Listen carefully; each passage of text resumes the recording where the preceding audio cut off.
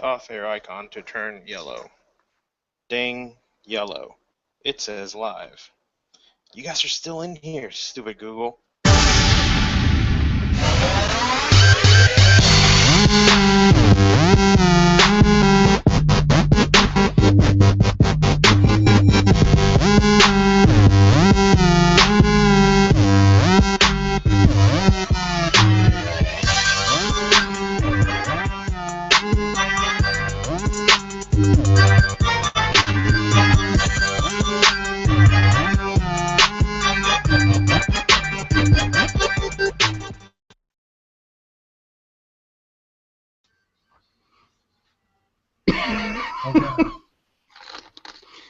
Massey's muted.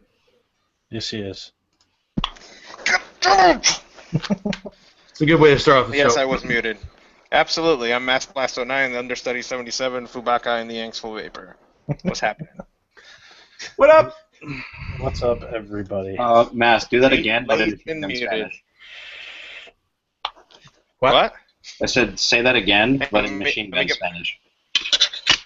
In Spanish? Okay, hang on. Let me get my overlay going. Like reporter style, like super fast. Oh, I thought I heard some...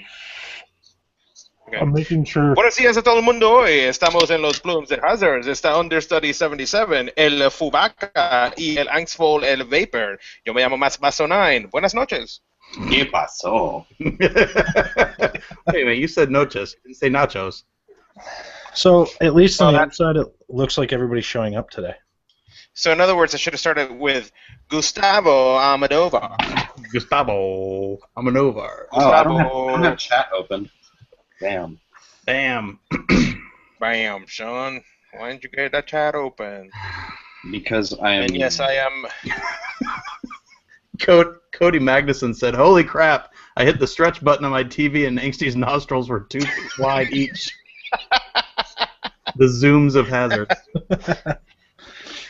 Yeah, awesome. don't do that. My nostrils do not need any help being wider. Neither do mine. Mm-hmm.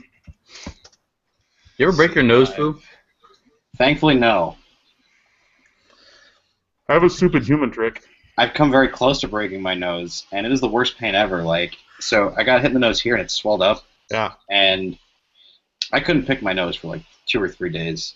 that's brutal. Right? It was too swollen in there to, get a finger up, Yeah, take care of business. So I've got a stupid depths of the black hole. with his, played football. Obviously, got my share of tumbles and stuff growing up. I never broke my nose because I actually have cartilage that goes really far down. So my nose actually like bends like wow, wow, Oh, no shit. wow. Wow. White privilege. Yeah. White privilege. It's almost too much information. I have a very flexible nose. It's very useful. I almost started the show without a Diet Coke. I don't know if he's caught that during the intro or not. I'm all like classy glass bottle. Oh. I lost half of I'll these. slum it with What was it? What did Sean say at some point in time?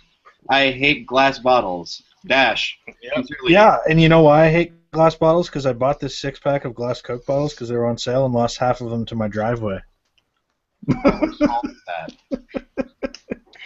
You can't even blame it on the dogs, dude. No, I can blame it on I opened my trunk and things shifted in my trunk and they fell out the back. Somebody said in Spanish something about something on your ass cheek. Pelos? What? What's with all the beige? The beige is because I'm in a hotel room because I'm on vacation, but I ain't missing the show, yo. Get it. Prime One Industry. It's like the lack of nail polish is disturbing or disconcerting. There's this long-standing thing, I think, with all 4 of us where the first person to ever miss a show is going to take so much shit that none of us miss a show.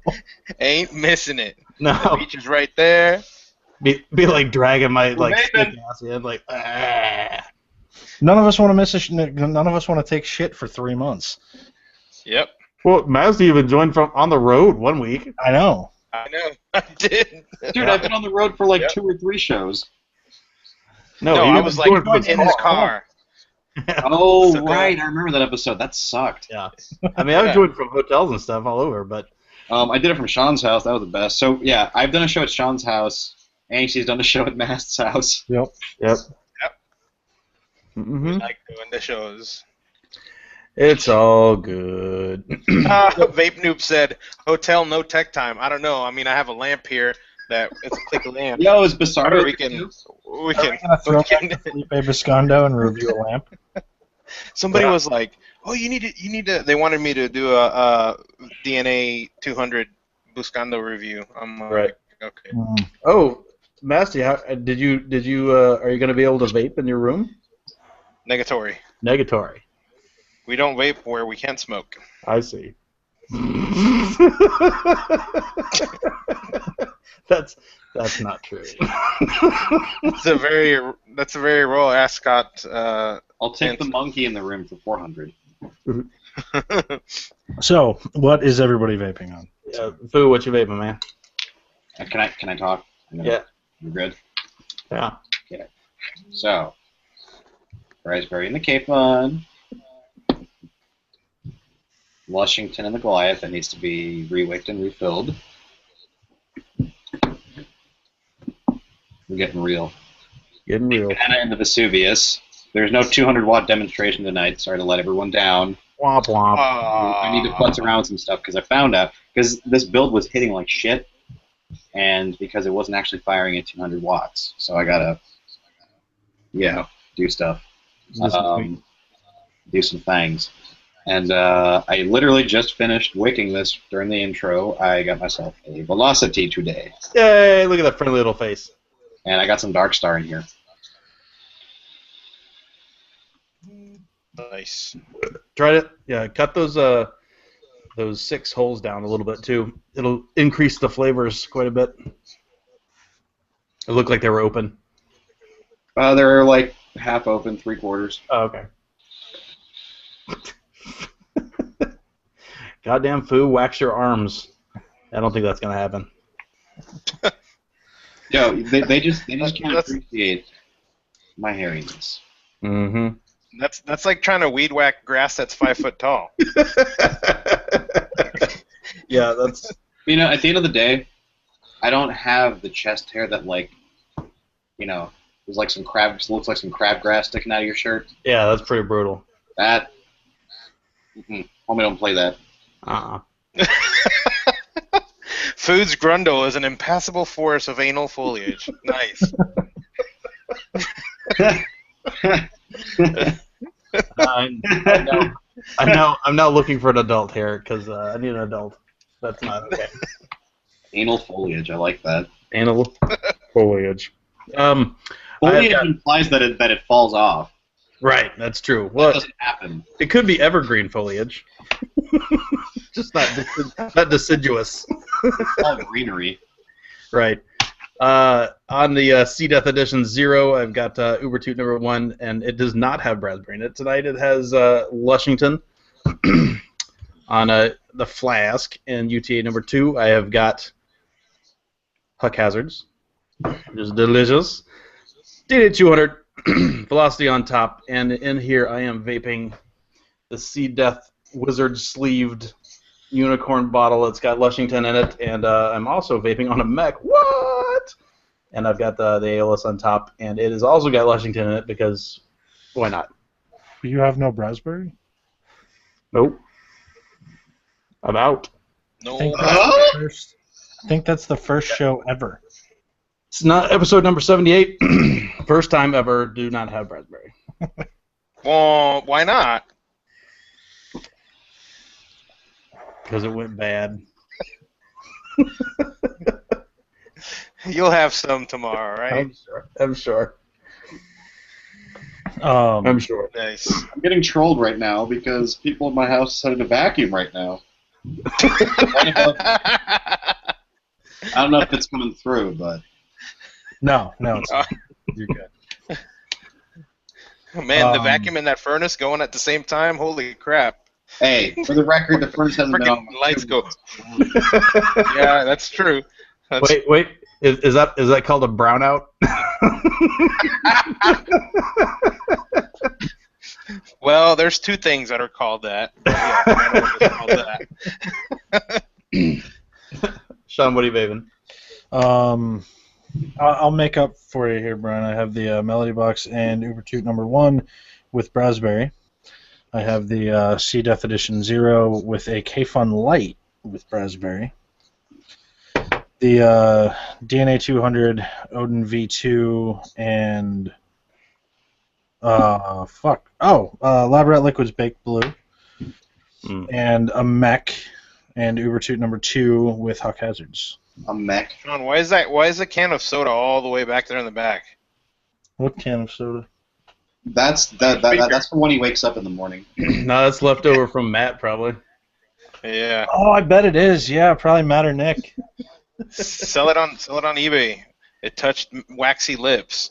Sell it with a thing of waxy lips. That'd be perfect. Sell it with a thing of waxy lips on it. Be like, yeah, it was on the waxy lips. I'll have to remind Matt not to leave them laying around in my house. I got DNA 200 with some friggin' Valhalla. But hey, how about we recall? Sean, you just had a big nasty dry hit, didn't you? On my kid, not nasty, not like a big nasty. Okay, so I was in the Hangouts. When was it? I think it was Wednesday or Thursday of last week, and I wanted to. It was when I was asking about doing a good build that will hold that 200 watts. So I had some 22 gauge, and I think I built. Ahmed, was it 10 wrap, 11 wrap of 22?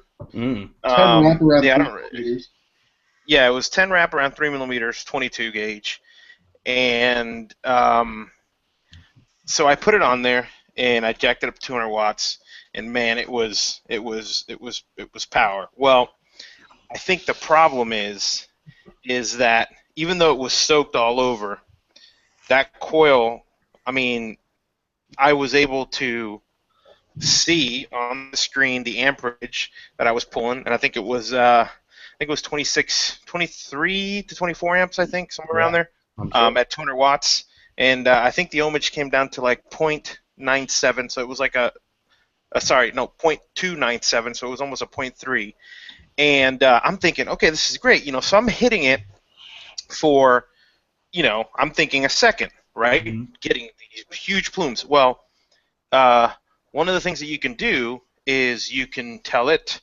by using the software to have predetermined seconds of a hit, right? So if you want to test something, you can hit a button, and you can do 1 second, 2 seconds, 3 seconds. Well, let's just say I found out that I wasn't hitting it for a second because I hit the 1 second button and I hit it, and I got the nastiest, worst dry hit. I mean, it's been months since I've hit something this bad.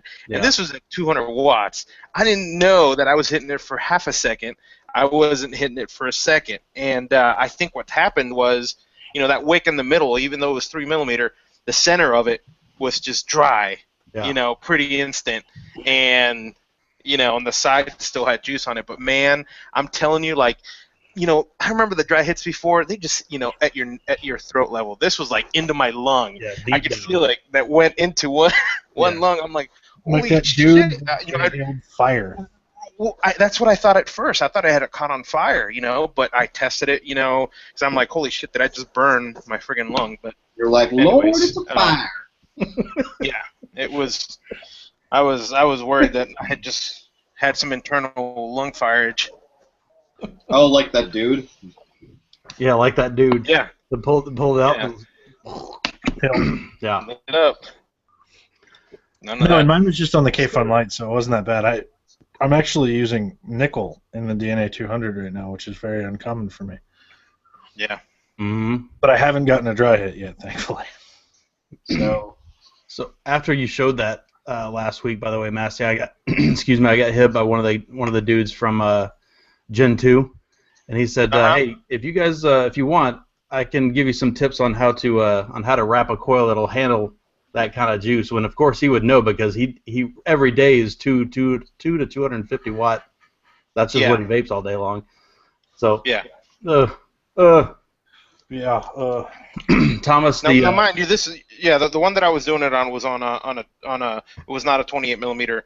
I think I was wrapping it on the Kennedy, so it's just nothing crazy. So. Right. But Yeah, but I mean, it's, I've seen some crazy nickel builds, man. I saw one. It was like it was it used 3 wires. It used 28, 30, and like 36, Yeah. and it was like squiggly over it. Yeah. That was crazy looking, man. And it's pretty neat to see people building these nickel builds that can, withstand the higher temperatures. So it's pretty. I've got a single. This is the most interesting thing I've done with nickel so far, and it's actually just double twisted, 2-strand twisted 20 or 32. And let's talk about how thin 32 gauge is for just a minute. Holy crap! It's like hair. So yeah, these guys using like 40 when they're making these Clapton coils and stuff. I don't even know how they can look at it funny and not even the Canthal. Forget nickel. I just feel like you could just break it just by pulling it. Well, nickel's hard enough to deal with as it is. With thicker. Right. Yeah, I think they're doing thick internal, and then the outside coils. Right. External, and the one person was like, "Oh, why don't you build Clapton coil and this and that?" I'm like, "Man, I'm sitting at my desk. I don't want to spend an 20 hour minutes trying to do some stupid longer, a freaking Clapton and all this other shit. Get out of here." No. I twisted up at the behest of Dean, the vaping biker. I did twist 32, and honestly, it is good. I've got it running single coil in the on the SX Mini at the moment, and unfortunately, the only 32 I've got is the tempered stuff, which reads a little bit low. Mm-hmm. So even double twisted 32 at a 15 wrap, a 3mm 15 wrap, it's only 0.09 single coil. So yeah. I mean, I could do 2 of those on the DNA 40 probably.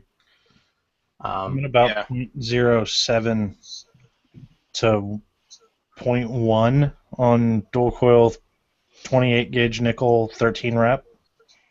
Mm-hmm. Now I did run this up to about 130 watts. Yeah. And I didn't stay there long because it's really fucking hot. It is. And it's a little really uncomfortable. And you saw the coil gore that I posted. Was that last week? Yeah. that was some serious business. I had that up to 200, and it was hot. So I learned from your mistakes though. And the first thing that I did before I even put a nickel coil on here is turn the ramp up down to like 75 watts and shortened it. Yeah, you got to. I'm sitting here ripping ass, and I'm like waiting for my wife to yell at me because she's sitting over there in the bed, and I look, and she's got her headphones on in the iPad. I'm like, yeah. I can't hear it. It'll probably hit her in a minute. It gets crop dusted into the fan of the AC. Right. Gets shot over there. Oh man. Nice. Speaking of dry hits, yikes. Oh, there you go. All right, everybody getting broken in today. That the twisted build does seem like it burns through juice a little bit faster, and it surprises me. It's all of a sudden it's like fine. Whoa, a little dry. Yeah. Yeah. So, all right. So Fu, what do you got? Anything fun to talk about? I got my velocity like 4 hours ago. I just got it wick. I just got it built. I put 5 wrap parallel 24 in here around 3mm. So it's like a 0.12. I vaped on Matt's. We were in Pittsburgh last weekend, and I really liked it. Flavor's nice. This thing chucks, and the flavor's very nice. Very well designed Addy. It does. Chucks the tits. I mean, I vaped on a Marquee. I wanted to get one, but couldn't pull the trigger on it. I vaped on that, and if you ever use anything that's machined by Dino or anything by Avid, it's nice quality stuff. Yeah. I'm finally glad to have an original by them because, they've been around for a while and looking for a new Addy. So it's very nice. It is nice. And I've definitely enjoyed it. Oh, don't do that. No. Come back. There we go. So do you want to tell everybody too why they're not getting a 200-watt demonstration?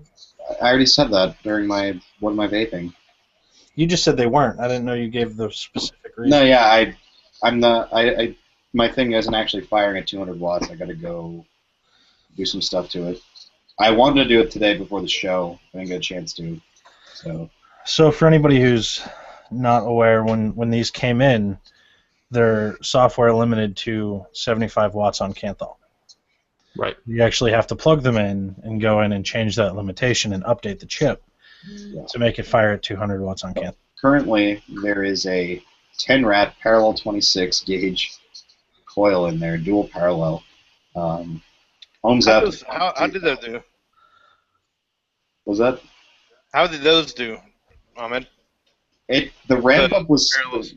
I mean, that's the thing. It's not a hot enough vape because it's not firing where it should. So the flavor. I baked banana in there, so it didn't taste as full as I know it. Yeah. Yeah. So. But you got the wick coverage. I'm sure it'll be good once you can ramp it up. I noticed when I didn't freaking bother to look. It was firing at 5.2 volts, so when you do your math, it's 75 watts. Yeah. That was on the Vesuvius? Yeah. Finally built it. The reason to build it, I was lazy about doing it. Very, very easy build, 4-post Addy. Yeah. There's so much That's the room in reason there. I was able to do that build. How's it do? Well, you said it wasn't getting very hot, was it? I mean, the I Addy haven't was built getting anything warm, that hot on but it. like there wasn't enough power going to the coil to get a warmer vape. But you just got so much left or right room. I mean, you can just put a gigantic coil in there. No problem. Goes right in. Goes right in. This last couple I've had 16 wraps, and it's like, no problem. Right there at the post. Standard Man asked if there's an actual reason for the software limit, and since you can go in and turn it right off, I don't know that there's a reason. I think that's just something that they have set up with the boards to ship standard. Yeah, and I think everyone's going to be different, right? Yeah. So every manufacturer is going to be able to go in and set whatever. I think so, yeah. Whatever the normal, and that's good. I mean, that is something. Most people are, acquainted with 60 to 70, watts. Yeah. If you're dripping at least, right? So you kind of know what it's going to feel like. So I think that's a good starting point. And if you want to. If you want to blow your face off, then is, since every manufacturer is going to be able to send it out with their own settings, their own boot screen, their own all this stuff, what I'm curious about is if the software is going to be packaged with anybody who gets a DNA and they can go download it, or if certain manufacturers are going to request that, because you could go in and remove the boot screen from that manufacturer. Yeah. All that stuff. I wonder about that too, and I'm wondering about devices that obviously you're going to be able to, it's going to be built to a spec that Evolve is asking, right? So I don't think that it'll be so much because the manufacturer wants to limit you. Like, let's say, they didn't use this gauge wire for the batteries, or this gauge wire for the output, 12 gauge wire for the output, or something like that. So this device can't hit 90, 100 watts, because I think they're all going to be built to what the specs say. But I think it's going to be more of a preference, right? So so since we're kind of on this now, I made a comment last week about the DNA 200 that I want to revisit, and since we're kind of on that topic, I'll just do that now. So I said last week that a big part of this for Evolve, what I thought was they're doing it because they can, and I still think that holds true. But and I'll talk more in depth about this later, because there's a thing going on and this has been going on for a while, to push the grandfather date of e-cig products forward to when the FDA makes regulations. So what I'm curious about is, did they just do this to say that they could, or did they do this because regulations are right around the corner and there's their growth? Now they can say they've had a 200-watt device out. This has been out with this software. So this is all stuff that then falls under the new grandfather date, and it's okay. So I wonder if that's part of the reason that they did it. If that happens. Sure. Yeah.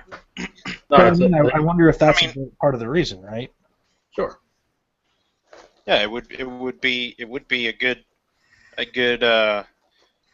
good place to be, right? Yeah. You're not scrambling to make a device and get it done before then. It's already been out in the market. Pull out all your guns early to make sure that you make that date. Right. And then do whatever you're going to do later. Yeah. Yeah. Sure. Yeah. Oh, I'm bothered by it. We just went out of order on news. Terrible. Oh God. Ooh. Yeah, we're back to like conversational topic roundtable kind of. That's kind of nice for me. It's been nice to do the conversational roundtable. Fu must be having to vacuum his room. No, they brought the vacuum in. Here, you vacuum. Because last week I didn't have the 200, and I've had it now. I got it in, and then I immediately jumped on a fucking plane to Denver. But I took it with me so that I'd have some time to play with it and plug it in and update it and screw around. And I got a boot screen that's the Plumes Hazard logo and some cool stuff like that. But I've been using it quite a bit. I tried to use it as my main mod while I was in Denver. And I've actually kind of grown to like the form factor of it. Yep. And It's a nice shape. Buttons and the functionality of the mod, I've actually kind of grown to like quite a bit. I do, if they're going to produce these, I do hope that they make them not bare aluminum and they finish them. Sure. Or, maybe I'll try to hire Masty to coat it. Something like that. Crickets. Where's the cricket sound effect? Damn it. Oh, my connection must be loose. Here. There we go. But it's a good size. It functions well. 950 mAh battery. I've had no problem getting through a day with it. Well, it's not just 950 mAh. It's No, it's not. Blah blah blah blah. Yeah, but, it's 950 mAh at 11.3 volts, right? So it's so much less load. Right. So I've gotten at least about an 18650 off of it, probably a bit more than what I would get from an 18650. Roughly.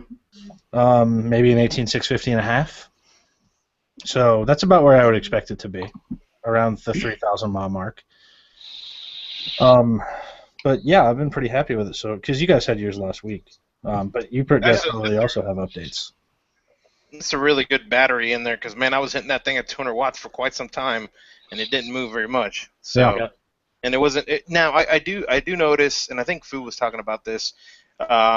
Leaving it charging, it does get a little warm. Yeah. But that mod is all aluminum, right? Milled aluminum. Yes. So you want that heat dissipation, and I think that's something that is confusing some people. I'm not talking about this mod. I'm talking about any of the mods that you're using that are aluminum, whether they're cast aluminum or milled. They're going to feel warmer, right? Because something like the IPv4. That's warm enough. You could pretty much toast bread on that, catch it on fire. But that's not a good example. Aluminum. But I'm talking about, yeah, and so something that has a plastic cover, or maybe an RDNA and something like that that's got the weird texture finish on them. They're not going to feel as warm, but it's good. It's good. You want that heat dissipation. It'll take the heat away from the Addy and help. So, and there is going to be some. When you're converting power like that and charging a battery, you're going to generate a little bit of heat, and that's perfect. The case will soak a lot of that up. So, so to that point, you were asking about additional things. Somebody in the chat was just asking what nick I vape, and I vape 3 or 6, depending on whatever. But they were saying, well, what do you need 200 watts for? And I think that's a good question. We talked about it briefly last week, but I think to me, I don't. The short answer is I don't need 200 watts, but what I like when I'm dripping is around 40 to 50 max, really, and I'll do more than that. But what's nice is the headroom, right? The ramp up time to get it up to temperature quickly is really nice. And everybody's different there, and some of the little tweaks that you can do to the board handles that in a very customizable sort of manner. I was talking to Basil, and he likes his way crazy ramped up. I mean, like 150, 200 watts for a second kind of thing. That's just, and he takes a short drive. Right. And that's how he likes to vape. Right, yeah. I think that's what I say. Some people are like that. You can just hit it, and like I was saying, like half a second to a second, and you're good. Right. Or you can take that long, and it matters with the juice too. People are going to say, oh no, all juice vapes the same. No, it doesn't. Take a juice that you have, and if you have a device that you can go low. I mean, some people are like, oh no, I'm at 70 watts all the time, every day, no problem. I'm like, have you ever tried it at lower wattages? You will get different flavors, and the juice will taste differently, and just try it. So it's kind of, but I think, experiment with it. what Evolve has done in this case, and I was pretty critical of the 40, and I still hold to my being critical of the 40, but I think with this one, what they've really done is they've given you a product that lets you even more so tune your vape. Yes. And it's really nice. Like, so if you have a specific vape, a specific build, whatever the case may be, you plug the damn thing in and you can set your ramp up time, you can set how long, you can change temperature coefficients, you can do all kinds of shit. Yep. To make this board vape exactly how you want it to vape. Yep. And we haven't seen that yet. And that hasn't happened yet. And honestly, playing around with it, it's really fucking cool. The SX comes close, right? It's a more coarse adjustment, but there is the ramp up adjustment and that kind of thing. And honestly, at least at the moment, it's a little more friendly too, right? To be able to quickly do that. But this is coming close, and they're making progress to do that very thing. And that thing is really just like the SX350J and the powerful modes and stuff that I think is really cool. I think being able to plug that in and vape real time and watch the charts and shit is really fucking cool. Well, and you know, here's the thing too: is I'm not saying Yeehee's going to do this, and I don't have any inside information on that. But you know, hey, that device has been software upgradable before any of this stuff, so I'm sure that they're going to be, you know, putting something out there where you can change settings and view. Oh, I'm sure. You know, view stuff. But the cool thing about manufacturers doing this is that I think that in a few months we're going to have something kind of like the if you're into the tuning market, tuning cars and their computers and stuff like that. I mean, you know that with these newer vehicles, you know, the CAN bus vehicles now. I mean, you can see every little. I mean, you can control a single solenoid in a transmission, right? And you have these tuners out there now. There's a lot of proprietary stuff that people don't, you know. Okay, well, this is a tune that I've created that took me, you know, six months with a dyno in this car, and this is how, you know. I think that people will do this also. You know, here's this Addy, here's the device that I'm using, and this is the tune that I have for it. Here's a build for it. A nice. Right. Do you like a nice warm vape?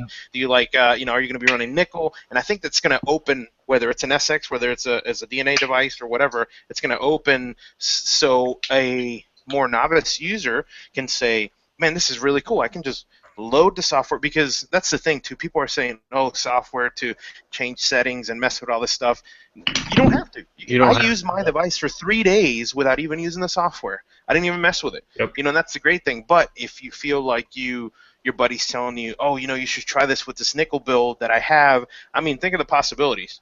Gauge of wire, type of device that you're using, Addy, you know, juice. You could change all that and have it set to whatever you want. Wait until we hit user uploadable settings, where a user can like develop this setup for how they vape and be like, boom, here you go, internet. That's what he's talking about. I think. That's what Master's doing. I'm talking about people going on forums and on boards. You know, and I'm sure that we'll have something set up on our site, and you know, you can go in there and we'll have a section for, you know, settings that users like. You know, what profile do you like? You know, do you like? Here's one for Canthal. Here's one for a crazy Clapton setup that I set up, and you know, use that. So. Well, it's I think it's cool. We said it last week too, because absolutely, I think SX or Yeehee absolutely will follow suit, because this is very much the iPhone Android. Yeah. It's very much there's such close parallels to the borrowing of ideas, and even the fan base between the two chips, the iPhone Android board. Like, it's so close. As long as there are user settings that can be set, kind of like how Yeehee has, where you can have memory 1, 2, 3, 4, you know, and all of your settings. Because if you make it about software, people aren't going to want to use it, right? At least some people. They're just going to say, this is too complicated. I don't even have a computer to plug this into. I don't want to deal with this. Right. And the majority of people are saying, this is great. You know, you could change all the settings on that. So because, you know, there is a limited menu. On the device, so that's something that has to be taken into account. There's only so many buttons and button clicks that you can do, so some stuff you will have to do with software. But the last thing you want is another Pravari situation where it's one button and a complicated menu. Right. I loved my Pravari when I had it, but it's still one button and a complicated menu. True. You know, we're going to talk about this stuff a little bit more with our guests, too. We should probably talk about some shit, too. Yep. Fu is gone again, though, so thanks, dude. What we got? I had a pretty light. I had a great vape mail week last week. This week was a little light. I did get in some new wire from Lightning Vapes. I got some 28 gauge nickel, which I just regular annealed this time, so I can do some things with that, and some 26 gauge Kanthal, which I've been using the same little thing for quite some time. But when I use Kanthal, I do like 26. That came in. I got a stash order in, so I've been vaping the hell out of Lushington again. Fresh Lushington, there's nothing like it. And I got some Valhalla, too, which is also tasty. I just had one little bottle from that before, and I went through that quickly. I did have one thing of news I was going to talk about, and I'm going to grab this here. So the title was misleading in ECR. This last week, and it was a worldwide ban on vapor devices in airports and stuff. And oh, silly people. Yeah, that's just not true. If you actually clicked through and looked about it, it is something related to that. I'm gonna paste that in the chat now. What the article really is it's a ban on checked baggage, vaping devices and checked baggage. And honestly, and if you haven't heard this before, I'll say it again really quickly. If you do that anyway, you're a fool. There's no reason or need to put that stuff in your checked baggage. You need to carry all that stuff on, and leave all of your gear in your backpack or whatever you're bringing through security. They don't care. It's just another electronic device for them. So your batteries, your chargers, your mods, your addies, empty addies, all those things stay in your bag. The only thing you need to mess with at all is your liquid. So if you're carrying your e-liquid with you, 100 ml bottles are smaller, and they just go in the same Ziploc bag that all of your other toiletries, liquid toiletries, go in. You pull it out, throw it on there. Two things. One, I don't put my full addies in my liquid bag, and no one cares. Aren't you a rebel? The last flight that I went on, I had a bottle of raspberry in my pocket and my toot in my pocket, and no one cared. In the last 4 flights that I've been on, my e-cigs have flagged security, and my bag had to be searched. Yeah, they'll pull it out and look at it. I'm actually getting into the point where I'm starting to take my actual e-cig devices out of the bag and put them in with my laptop and my shoes, just so that they go through quicker. And then they'll put my bag afterward. That's possible. I mean, you can, but you don't need to. No, but I don't really enjoy having to stop and have my bag looked through either. That's kind of it takes time. That would happen either way. No, they don't look through your bag when you have it in the thing. They only look through your bag if there's something curious in your bag. Right, which could be any number of things in your bag. Yeah, but it's specifically been my e-cigs that have been flagged my last 4 flights. Maybe you look suspicious. Yeah, maybe. They don't ever bother me. No, well, they come over and they show you like the image in the screen, and there's the circle thing. Like, They've swabbed. They swabbed mine. They swabbed mine last time too. I mean, they're real nice about it. You go, it's an electronic cigarette. It's in this pocket. This is where it is. Here you go. And they're really chill about it. Okay, cool. Go ahead. I'm surprised they don't swab Ahmed. Raise your hands. Swab. They do.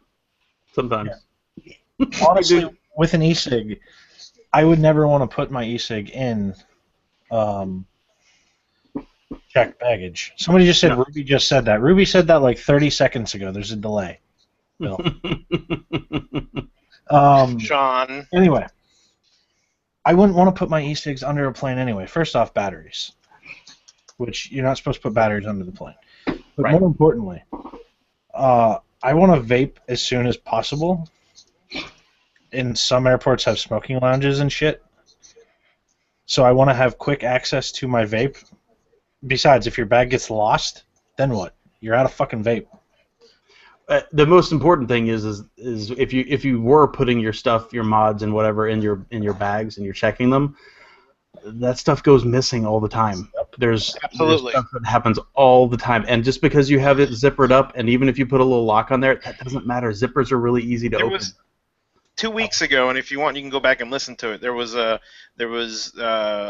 bunch of interviews on NPR about people who used to work for the TSA, who currently work for the TSA, and who have moved on to other jobs within the TSA. But they're saying it's a ring. Yep. People just hey, they ain't getting paid anything, so they'll scan the bags and they'll see something in there, open the zipper, grab it, zip it back up, gone, and there's nothing you can do about it. I mean, you can complain till you're blue in the face. I've seen guns, weapons in lock boxes that have gone missing. So, and that's federal offense. I mean, obviously taking stuff out of your bag is pretty bad, but when you hand over that weapon, they take ownership of it, and they've gone missing. So don't think that they're not responsible for anything in your bag. So don't put anything valuable in your bag, including your mods.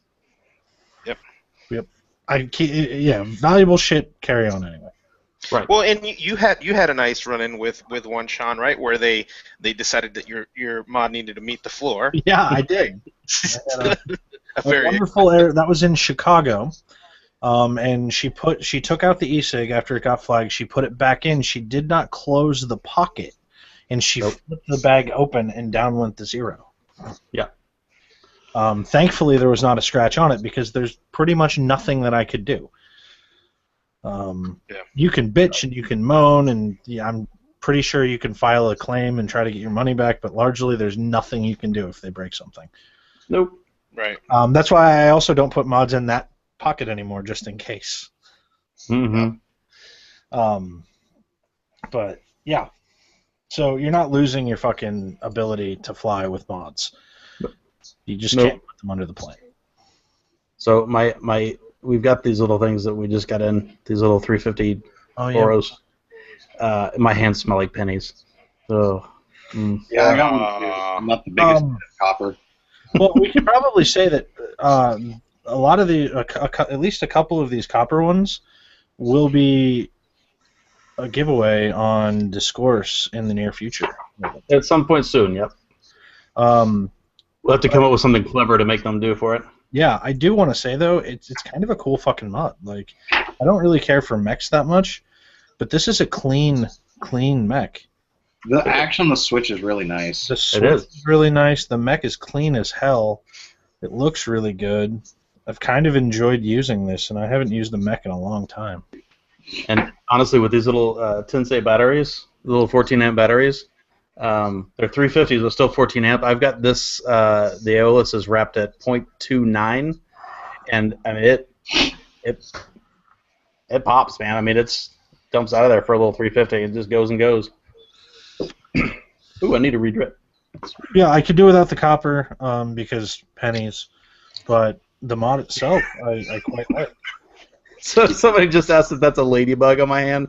That's not a ladybug. I had I was doing a little bit of light woodworking this last weekend, and the board kicked back. It's not a ladybug, he's a man. That's right. Instagram, you can see the woodworking project. Yeah. It's not a ladybug, it's a man bug. It's a man bug. Oh, boy. Sorry, like, next thing you know, he's Angst Bunyan. Angst Bunyonioni. Angst Bunyonioni. Oh, should I change my name? I should change my name. I haven't been Angst Leone in a while. You were like Angst Leone like a week or two ago, weren't you? On the after party, not on the show, I don't think. Oh, well, this could be true, yeah. That first week that I think I put that up the whole show, and I got addressed as Don a couple times. Hey, Don. That's not my name. People still refer to me as Raph. Daz is one that comes to mind. Oh, yeah. Well, speaking of Daz, he just sent me a picture, a build that he did on his Vesuvius, which is actually kind of attractive. I'll go ahead and share this for a minute because it's pretty cool again. Look at that. Go Daz. Oh, wow, look at that. Look at that. How's that look, Foo? Does that look like yours? Did somebody present him? Because I'm pretty sure that breaks shit. I didn't. Not me. Ah. Maybe not. Yeah, I'm pretty sure presenting people break shit right now. Oh, is that right? I think so, yeah. Good. Does that mean I need to reload? Oh, you're okay, I think. Chat, I'm sure will tell you. Please tell me if it's messed up. Yeah, so. Oh, somebody's asking about the thing. Yes, these little Tensei guys. I think Steam Monkey is the only place you can get them. SteamMonkey.com. They're relatively inexpensive, and they are banging little batteries. They're still 700 mAh and and freaking 14 amp, and they hit really well. I mean, if you push it too far, of course they'll wear out quicker, just like any other cell. But I'm staying within spec, and they're good. For a little pocket, 350 size battery. Right. Don't put them in your pocket with change. What else you got? Anything else? That's all I got. No, that's it. All right, I don't got much either. It's kind of light. So I mentioned this a little bit earlier. American Vaping Association shared an article. Congress moves to protect the vapor industry from the FDA's deeming ban. So what this means is that the House Appropriations Subcommittee on Agriculture, Rural Development, Food and Drug Administration, and related agencies is approving a spending bill that will prevent the FDA from regulating the vast majority of vapor products out of existence. So it doesn't mean that there's no regulations. It doesn't mean that we're not going to have that. What it means is if they put it through, the FDA cannot require vapor products already on the market to go through the lengthy pre-market tobacco review application process. If I remember correctly, I believe they were trying to make the grandfather date like 2005. 07. 2007. Yeah. So Still not much better. think about what was there in 2007. Shit. And what would go away. So if this goes through and this ends up being all good, then the position that we're going to end up in is that everything that currently exists can continue to exist. It will not change regulation, and it will not change that new products will have to be regulated, but they won't be able to retroactively force this regulation, which is really good for vaping and for us to stay a relevant and growing industry. Well, shit, I'd hope it's good for vaping. That's kind of why I mentioned that there's a possibility that maybe the DNA 200 is due to that, because if this does happen, then they already have that out. Right. For that whole concept. So I have that. Let's see what else I have here. I already talked about the DNA 200 a bit. So I've had to keep a secret for a little while until last week. The truth about vaping. Baby? Truth about vaping girl. The girl who does those spectacular videos. So she unmasked herself on the air on Attainable Advocacy last week. Her name is Danielle Bloss. Mm-hmm. I've had the chance to talk to her a few times. She's a very lovely individual. She's very passionate about this industry. And I'm kind of glad that she finally stepped forward and came out about it, because she deserves the utmost respect for what she does. Mm-hmm. So if anybody's curious about that, check out last week's Attainable Advocacy show, where they interview her and chat with her a bit, because she's also on the board for Not Blowing Smoke. Yeah. And involved with those guys. So speaking of that's all I have on that, but speaking of Not Blowing Smoke, Masty has something. Yeah. They just about, let's see, when was this article written? On the 18th. It says, funded Not Blowing Smoke 2.0 reaches $25,000 goal. Basically, it says has raised $25,000 in 1 month, thanks to contributions from 144 plus individuals. Many of the donations were $5, $10, and $20. This was great. There's a lot of people donating money to them. It was a GoFundMe campaign that was set up by Stefan Didak, who's the creator of NotBlowingSmoke.org website, and basically, he did this on a $0 budget. So, which was a direct response to the, hashtag Still Blowing Smoke campaign by the California Department of Public Health. So, pretty awesome. That's really cool in a month to be able to reach that. So. Right. Now I'm taking shit from Feminist Ruby for saying girl and not woman. She's a woman, damn it. This is why we call Ruby the He-Man, or the He-Woman man-hater. And yeah. So, Sean, are you done with your news? Yeah, that was all I had. Okay. Yeah, and also they also have a new one, Sean. I don't know if you have the image. If you can link it. What of? Here, I'll put it in this chat because I don't have the other chat open. The new images from Not Blowing Smoke. Sure. So I don't know if you can share it. It's not going to share from my machine. So. But yeah, that's the new one that came out today that says, wait for you. There you go. There we go. Big Pharma makes money selling patches and gum to government-sponsored quit lines. Do you feel this is a fair, reasonable, and appropriate use of your tax dollars? NotBlownSmoke.org. So, pretty cool. We here at Plumes of Hazard are big fans of the Not Blowing Smoke campaign. Yeah. Pretty much anything that they need for support, they know they just have to ask, because I think all of us are pretty much down. They've done a lot of good very quickly. They reach a lot of people, and I've talked with Stefan and a lot of the rest of their board, and they have some really exciting things coming in the pipeline. So check those guys out if you haven't already. They're a fantastic organization that's really reaching a lot of people with very clear and concise messages. Yep. The next, are you done? Yep. Okay. The next thing I had was it's pretty interesting. You know, we talked last week about all the IPv4 issues with the board and stuff like that. And if you are a Vape Dojo owner of an IPv4 from Vape Dojo, you can send the mod back to them. They will be fixing it for free. What they're doing is they're pulling out the charging board and insulating it. Personally, I think IPV and Pioneer should be doing that. They're opening more of their repair centers here in the U.S., but you know, I still think they need to step up a little bit better. Well, didn't they just shut that down? I don't know if they did or not. I do know that they're saying that the new version is not going to have a charge board because, quote unquote, people don't use it very much. Right. You know, which is, I think, stupid. There's absolutely nothing wrong with onboard charging when you do it correctly. You know, right. So. You know, I just think if you're not a Vape Dojo customer and you didn't buy it from them, for $10, I think they'll still do it. Some people are like, oh, I'm not going to pay $10 to have them insulate my board. $10? That's it? Fucking send it. I do that shit all day. Yeah, exactly. It's really not bad. How long would it take the average schmuck to do that? You know, it's really good for them to to be stepping up and doing that. You know, they don't have to. They're doing it for their customers for free, obviously, but. You know, it's kind of neat. So this is the second time that I've seen them as a company do this, and it's one of the reasons why I've liked their company so much, because when they do get in a product that has a potential concern, they actually do take care of it. Right. Which is really nice. Yeah. Yep. And let's see, what else did you have on me in the news? That was one, and then the Not Blowing Smoke was the other, right? I think there's something else. Do you have the notes open? Who's got the notes?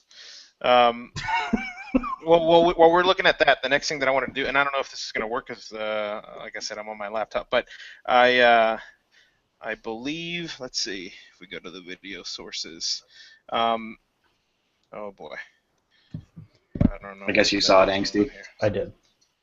But here, I'll just share my screen. I was talking to Perry from Veritube, and they just got in these guys. Let's share this. Can you see my screen? Yep. Okay. Those guys right there. Black? Nice black. Oh, they're black? Veritube that's 10s. slick. Yeah. Sweet. Yep, both in the smooth and the ones with the cutouts. So that's pretty neat. So, and they have the Veritube logo etched on the bottom. It's pretty neat. So, and so there's a story behind these because he got these in, I believe, yesterday or today, and in packaging, they're usually packaged when he sends them out. They're usually packaged 5 per bag. It's nice, you know. Some people usually buy 10 or 15, Yeah. and so the coating on them is really tough, but. You know, in shipping and stuff, we all know, we've seen these videos of UPS drivers and FedEx drivers that like to, you know, Ace Ventura boxes down the street. And so some of them were scratched, and not so much scratched, but they had, when the brass rubs on the finish, you know, you have, like, it looks like a scratch, but you can buff it out. Right. So he told the manufacturer this, and they were like, okay, no problem, we'll take care of it. And he's like, okay. They're like, well, we'll package them single. And he's like, what are you talking about? That's going to take you forever. They're like, no. They're like, we have this candy wrapping machine. We can wrap them in a row. And just like this. I'm like, holy shit. I told them, I'm like, I got to talk about this on the show. So apparently now they're going to come individually wrapped, you know, from a candy wrapping machine. For your protection. Awesome. For your protection. Individually sealed for your protection. That's a good one. They really know how to make someone feel special. Right. They do. You know, now you're going to be like, brrr, and pull a five. Does it say like roll of. Does it say like Durex or something across the top? That'd be some funny shit. I'm like, man, you got to put it in some condom wrappers. That'd be great. 510 connectors and condom wrappers. All right. Dude, that would work. That would work too well. What every modder should carry in their wallet. Right. Air 510. But yeah, there you go. So I think that was it, right, on the news. That's all I had. Somebody help! He snapped his 510. That's all I got. So, Master Blast! Do you want to share that last little bit? I didn't hear anything. What? Med, do you want to share that last little bit? Master Blast! Of what? I can't hear him. I had freaking Ahmed going, Master Blast! Well, I'm trying to see if Ahmed wants to share that last little bit of your news. Oh, no. For our guest. I mean, I trolled Masty a bit in our show notes. We have like an ongoing, like... I don't even have the show notes open. What is it? Here. It's funnier if you see it yourself. Jesus Christ. Okay, well, link it in the side chat. I did get a message from DZ that said, "What's up with the show name?" He's like, "Man," he's like, "I hacked one of those at work, and now we're using it for something else." I'm like, "What?" So we got a comment on YouTube that said it was an odd name too, and maybe once our guest comes in, it will make a little bit more sense. I would hate to have to. Well, we probably will have to explain it for a few. We have to. We don't have to explain it. You sent them the link, right? Yeah, I did. They can figure it out. Oh, there we go. I'm just waiting to hear back, or waiting for him to enter, and then we're good to go. I got denied amnesty again. I put in I was denied amnesty ... again. And yeah. I thought you were talking about the Andy and the SSH, but that's normal. No, that's always there. I mean, I just dropped it here. I know. I really miss the old method when they were here the whole time. Right. And we could just show them. Boom. There he is. Oh. The old method? You mean the fucking method that should be working? Yeah, the method that should be working. So, without any further wait, everybody, this is Cisco of Avid Vapor. He let me into his house today, and I bought a dripper from him. What's up, my four favorite white guys? Half of us are he uses that term very loosely. Extremely loosely. He says he uses the term white in that we're not black. Hey, Ahmed, while you were there at his house, did you take any pictures of any upcoming addies or atomizers that you would like to not share with us? I already posted them in chat. Oh, you did? Okay. Did you made drawings? You made nice little drawings? I can't draw, dude. I didn't let him in my house. I only let his arm in my front door. Like the pizza delivery guy. That's a good deal. So, Cisco, do you want to start? Tell everybody who you are and what you do. I guess I'm Cisco, and I sell electronic cigarettes, and I make electronic cigarettes to a point. There you go. Pretty simple, right? Yeah, pretty simple. But so, who do you solely own Avid? Yes. Okay, I wasn't sure if you were partnered with anybody or not. No, just myself. The partners with my wife. Right. That was my choice. You've got to go back a little ways to really understand and this to really understand how long Cisco's been in the game, because when I started vaping, he had the hottest must-have item on the market, and that was the HH357 dripper. Same thing when I got into vaping. We got into vaping around the same time, Sean, right? Yeah, I think we all did. So the HH357, I mean, it was a brilliant dripper for what it was back in the day, right? Yeah. Old school. Mm-hmm. Well, I remember watching Grimm's videos way back when I first started, and that's, we were at first he was just doing the regular little 510 dripping addies, whatever, and then he's like, "There's this new one," and I met this guy named Cisco, and he made this HH357, and it's it was more expensive than the regular one, but He said, Yeah. "That's amazing." Yeah. I remember just looking at them, and I'm like, oh, these things are expensive. And I was like a Cardo guy then, so and I vaped on the 357 on like various setups, Right. and I was like, oh, there's like they were made here, relative instead. assembled here from parts by By a human. by Hana. I'm not sure if you remember Hana. Right. Yeah. He's basically the guy that I worked on it with. He actually came up with the original concept. Yeah. And then we sort of fine-tuned it and mass-produced them as fast as one guy could by hand. That's why they were expensive. Yeah. Because they were like the original hand-wound coils in an Addy, right?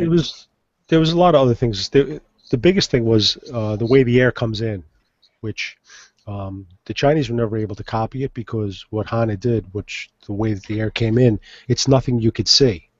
You could take it apart and take all the measurements you want, but it was something that the way he assembled it, and they couldn't see it, so they could never copy it because if they could, they would. If I'm not mistaken, there was a bullet press involved in the assembly of that. Yeah. There you go. I remember seeing a video of him making one. I thought that was the craziest shit. That's cool. Impressive.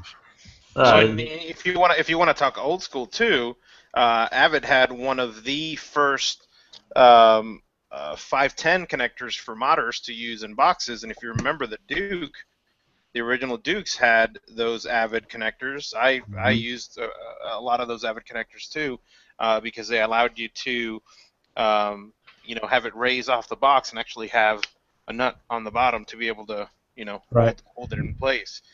Because it was either that, and I don't remember, Cisco, you can correct me if I'm wrong, but were the push-in 510s out at that time?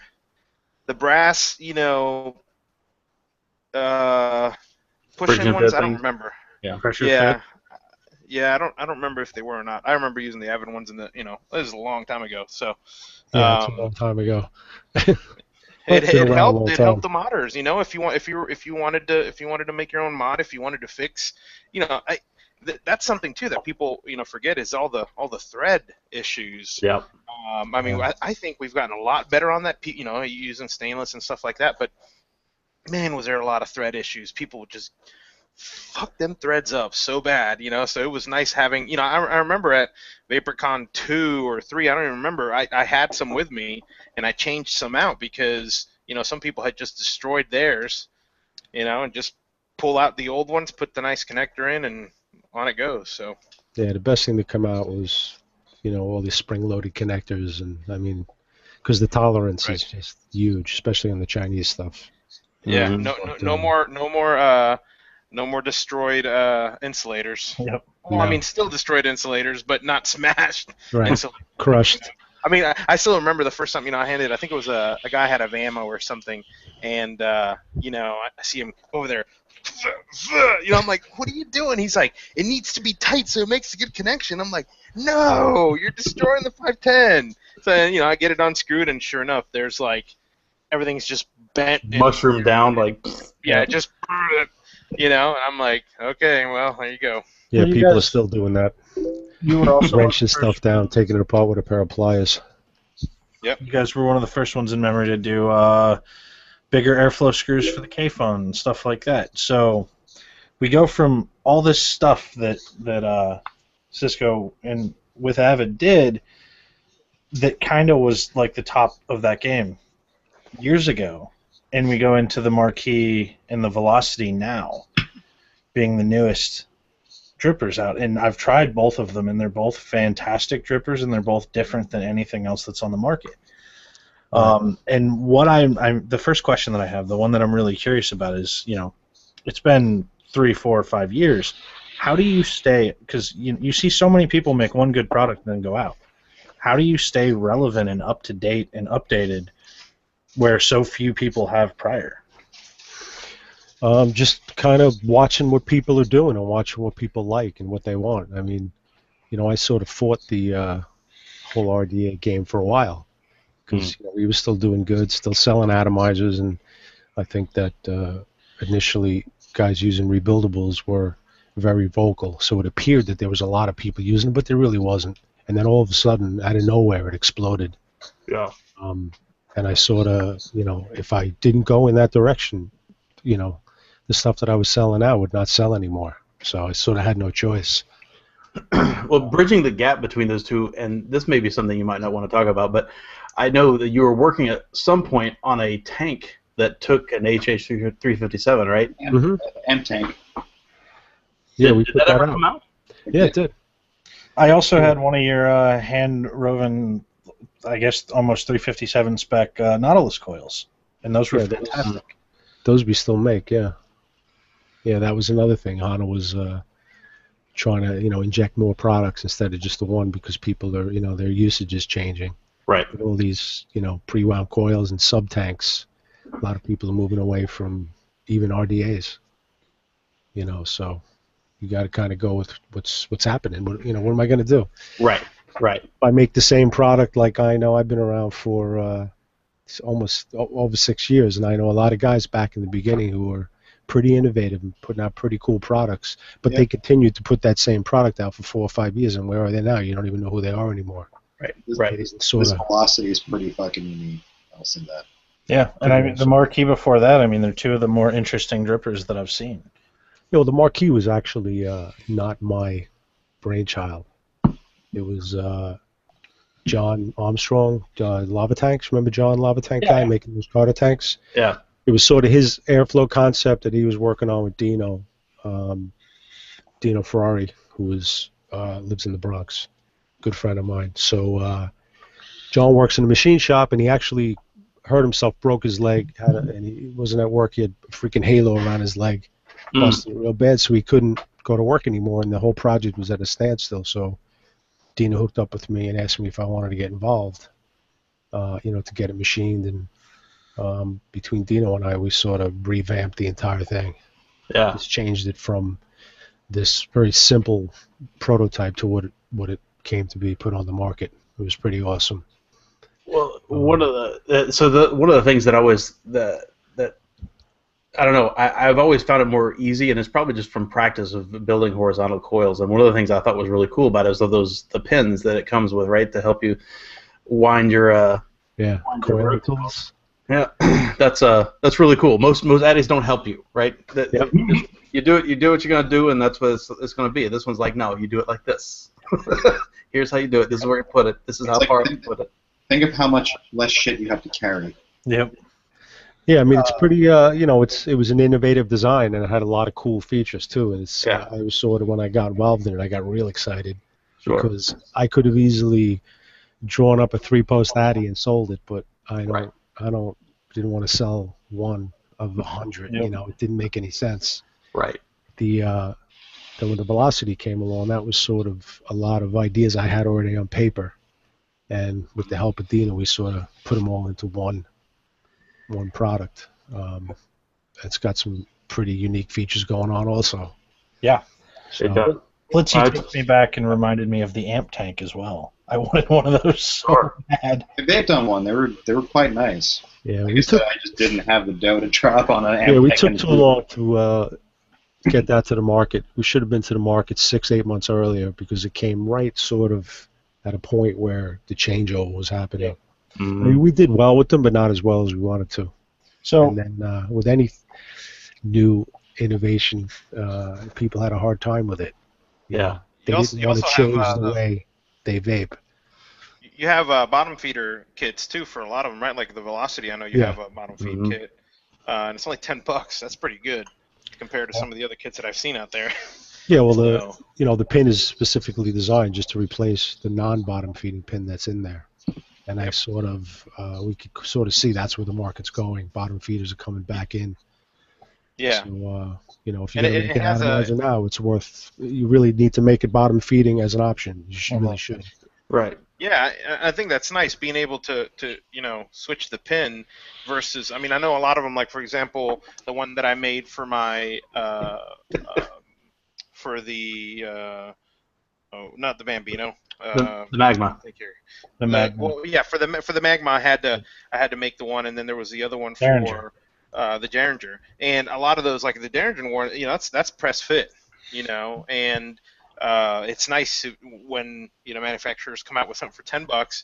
You ain't got to be doing no drilling, nothing. You just unscrew one, screw the new other one in, and done. It's great. Yeah, I'm So- not a fan of proprietary shit. And I like to have something that's as multifunction as possible, not geared towards one audience.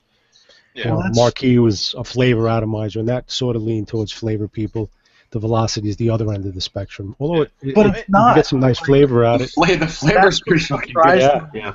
The Velocity was so surprising to me because I had heard all these things about it, and I had heard that it's a cloud addy and all this different stuff, and then I had a chance to try mats, and I had a chance to, and I mean the airflow on that is so adjustable. I'm probably more so than anything else that's on the market right now. That it really fits both worlds really Yeah. well. You can have all the regular air holes open and have the slots here closed. So it's just like a natural. It's a nice like natural progression. I was Yeah, really you definitely, surprised. It's probably the most adjustable atomizer on the market. It's Yeah. so fun.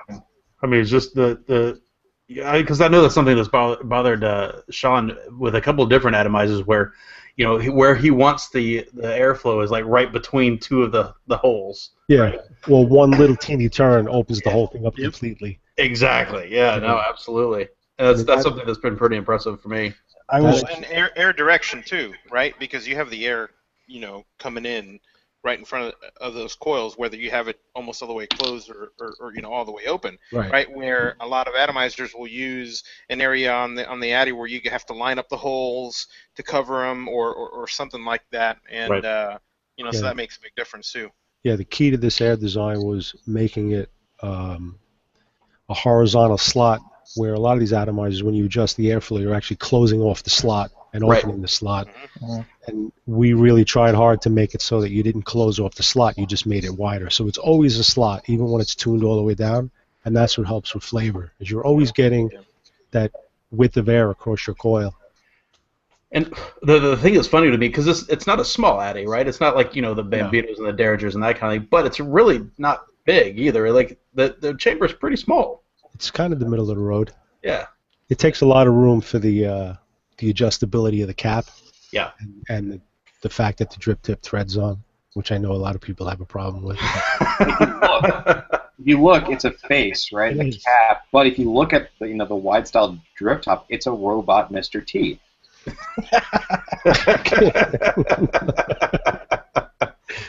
A people that uses that's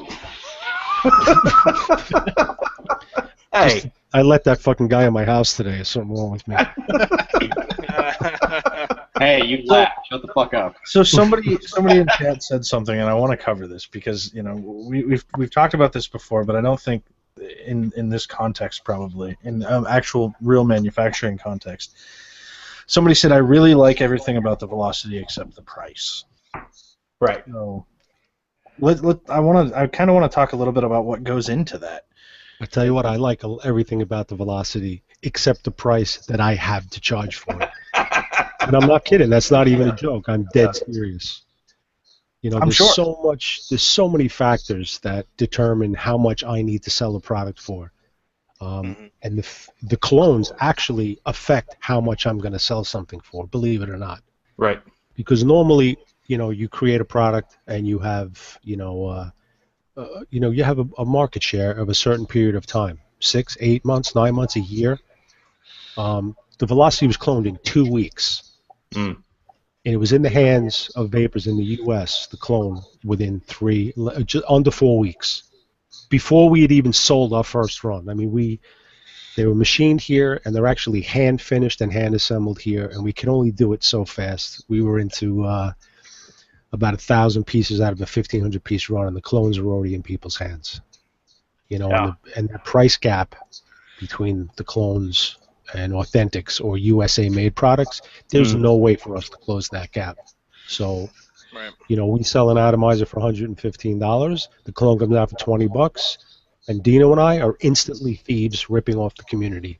Nobody gives a shit of why are we charging that much. They just look at the price difference and say, "What are you fucking kidding me? $100 difference?"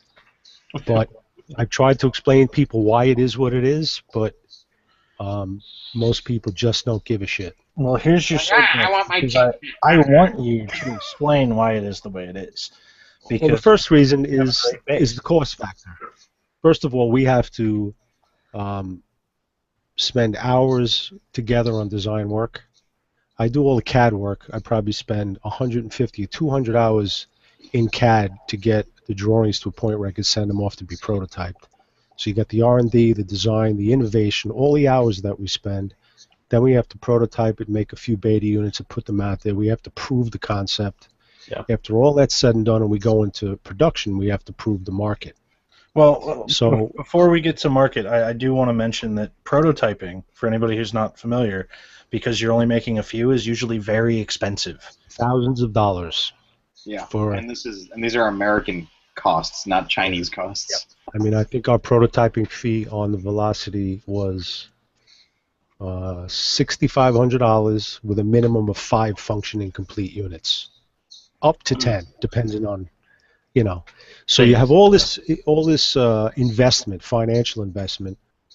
We had, before we even got the first production Addy to sell, Dino and I had $65,000 invested. Okay, now that includes the cost of the first run. Right. But we had so much money and time laid out. Forget the 150 or 200 hours I have in CAD. If I charged $50 an hour, I would have lost money on this deal. Yeah. So after spending all that money and proving the design, we do a production run and we prove the market. Then the Chinese come along and with absolutely no fucking expense on their end, they just take it and machine it. They don't have to prove anything. Yeah. And they don't even have to sell it because they put up interest pages on Alibaba. When you first see your first clone on Alibaba, those are just interest pages to get vendors in the U.S. to say, hey, I want to buy that clone. So they sort of pre-sell thousands of these units before the first piece of metal gets into the lathe. So they don't even manufacture it until they've already have them sold. There is zero risk on their end. They know the product works. They know people like it. It didn't cost them one nickel to get it into their lathe, and they're selling it already, and they didn't even make any. So that all this time that you spend in R&D and prototyping and laying out your money to get this stuff done, your bank holds your mortgage payment that whole time too, right? Like, well, when I don't pay my mortgage, I call my bank and say, dude, I'm in the middle of a production run on an atomizer. And they say, dude, don't worry about it. Exactly. That's what I thought. Yeah. I mean, people don't realize what's involved to get a decent product to the market. Now, we're not making 50 pieces, or I'm not working out of my garage making 25 pieces a month. The Velocity first run was 1,500 pieces. It was a lot of money invested and a lot of risk. And then the clones come out and sort of, throw a monkey wrench in my plan. So when you look at, we have a 1,500 piece run. Now we have all this money invested, and we have to figure out our costs with parts assembly and R&D and all that time and put it to the market and sell it. Now, if I could spread my investment across 5,000, 10,000 pieces, they wouldn't be $150. They would probably be $60 or $70. I have to look at it as before I can get 1,500 pieces sold and make profit on my investment, because I'm sort of allowed to do that. The Chinese are going to come and completely destroy it for me.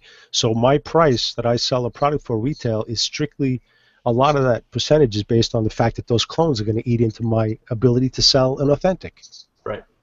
So people say, I can't wait for the clones because this one's so expensive. Well, it's expensive because you're going to buy the clone and they're going to make it. So I've been trying to make this point for a while. Oh, sorry, Massey. What?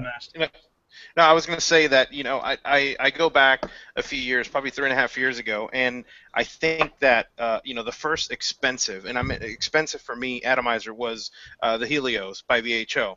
That was $125, and I'm trying to think back because when I was looking for it, I was so happy because I found it, first of all, here in the U.S., right? Because you could buy them overseas, in the Philippines, but then you start adding up all the shipping and all that. Oh my God, it was going to be close to $150, to $200. Right. So I found it here, and it was a shop here in Florida that had it, and I remember that the Helios had come out, and there was a clone that was close to it, maybe a few weeks later or something like that. Right. And at the time, people forget, if you step back. If you step back a few years, how expensive the atomizers were when you wanted something that was quality, right? and how bad the clones were. And I mean, the clones are still bad now, but I remember, someone coming there like, oh yeah, I got Helios too, and I'd look, and their holes are all jagged and out, and there's metal pieces poking in on the inside, and Right. and people see this little tiny atomizer, and they're like, wait, how much did you pay for that? I'm like, well, I found it. I found it here, in the state for 100 and something. Yeah, I had to pay tax for it, but no big deal. But the fact of the matter is if you want, and again, an example of the Helios is not good because it wasn't made in the U.S., Right. but it's still a product that was made in the Philippines, and it was brought here. But if you want U.S.-made devices, you're going to have to pay the price for a U.S.-made device. Now, I'm not saying that every device or atomizer is going to be super expensive made here in the U.S., but it's going to be more expensive than anything that's mass-produced by children getting paid 50 cents an hour. Okay, Right. and that's it, right? So if I don't understand why people sometimes get all confused about all this, clones versus real devices. Hey, you want a U.S.-made device? You're going to pay for it. There you go. There it is. It's right there for sale. Yeah, If you want a pretty cheap clone that you're going to end up on a forum bitching about because the freaking resistance is going like this, go ahead, have at it. Now, again, with that said, atomizers like the Holmes V1, okay, something made overseas. I love that atomizer, and there wasn't anything here in the U.S. that came close to it. I mean, now that the Kennedy and stuff like that are like that, where they would bring air from the bottom up, and you could adjust it. And then they came out with the V2, and it was a total disaster because it had the two holes on the bottom instead of four, and it was a mess. But it was still something that I paid $30-$40 for. Some of these addies that are coming out, clones are like $10. Are you kidding me? I mean, how does that even? Again, I don't even it's know how made they out can do that. Or even made out of Chinesium. We talk a lot, and we as vapors talk a lot about how vaping is not big business, how vaping is small business and people and individual people. And in this sense, and I'm going to tie this into something that was said in chat for you to address, Cisco, but in this sense, you have to remember that, this is a guy who's spending this time designing this product, who's spending his money bringing this product to market, and who's putting a lot of time and investment in something that is good, that is different, that is a whole bunch of different things. This isn't big business. This isn't somebody ripping off a pair of Oakleys where it doesn't affect them. This is somebody where a loss in sales actually has an effect. And the reason why I wanted to bring that up is because somebody said they don't buy the fact that clones would hurt a $115 Addy's sales because it's two totally different markets. Yeah. I would like to know your opinion on that as the maker of that Addy. I sort of have to agree a little bit with that statement. I mean, at $115, there's a lot of people that just will not ever spend that kind of money on anything. Yeah. So when the clones come out and they buy a clone, these are not people that I've lost the sale to because they probably would not have spent that kind of money anyway. There is the chance that if they like it enough, they might save money and buy an authentic, possibly. But the problem is that when the clones come out, sales just literally freeze. Yeah. They go from being extraordinary to being very slow. Do you think that's part of why companies like Vapor Shark are going to having a bunch of stuff made overseas to try to bring the price down to compete with the clones? Yeah, they have no choice. The only way to sell that kind of quantity is to have them made overseas. So you're saying even if it's not in the same market, you're still watching a noticeable decrease in sales. Yeah, I mean it's not dramatic. It doesn't go from 100 a day to 0, but you could see the drop off. And the problem is not what I'm seeing day by day. It's the long term effect. Yeah. If the clones were not a factor at all, and I could just continue to make more production runs and sell more atomizers and recoup my investment while I profit from my investment across a longer period of time, they would not sell for that much. I have to factor in the fact that once the clones come out, my sales are going to take a dive, and I have tens of thousands of dollars invested in this product, and I am not in the business to lose money, despite what other people would like me to not make any money. Absolutely. And I don't charge the price that we charge for a product is not. I don't sit there and say, well, this is made in the USA, so it's worth more money. I don't add the USA factor into it. It's the fact that it just really costs that much more to have it made here. It's insane. I mean, it is worth moving it to China, but I just won't do that. It's not worth it. Well, part of the problem the clones will still be a factor. You know, if I have this whole thing manufactured in China, bring them in and sell for $65, the $15 clone is still going to be a factor, and now I have much more money invested in an overseas company. One of the things that we've seen with people doing that offshore is they send their design offshore, and China says, okay, we need 10,000 piece investment. You give them a 10,000 piece investment, and then you sell to wholesalers at your price. Wholesaler then sells for their price. But the wholesalers can get a hold of the company that you worked with directly and pay what you paid for 50 pieces or for 100 pieces rather than 10,000. I mean, when you manufacture overseas, you basically have opened yourself up to be bypassed. That's how you have to look at it. You can now work around you. The company that's making 10,000 pieces for you has made 25 and sold 15,000 out the back door, because you're 16,000 miles away and you really can't keep control of it. And by the time you figure out what happened, it already happened and it's too late. But, you know, the clones determine the price because of the short-term market that we have. And there's no way around that. If they weren't a factor, I mean, you know, juice vendors, authentic guys who make juice in the U.S., they don't have to worry about being cloned. That's the least of their worries. There's so much money in juice because you got a guy who makes juice. He puts his label on the bottle and sells it for whatever he sells it for. China is never going to clone that. Nobody is ever going to buy that same bottle, put that same label, and sell it as that guy's juice.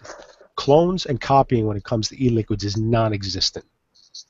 So when you make a great flavor and people like it, you have a really, you know, a long market term to sell that product.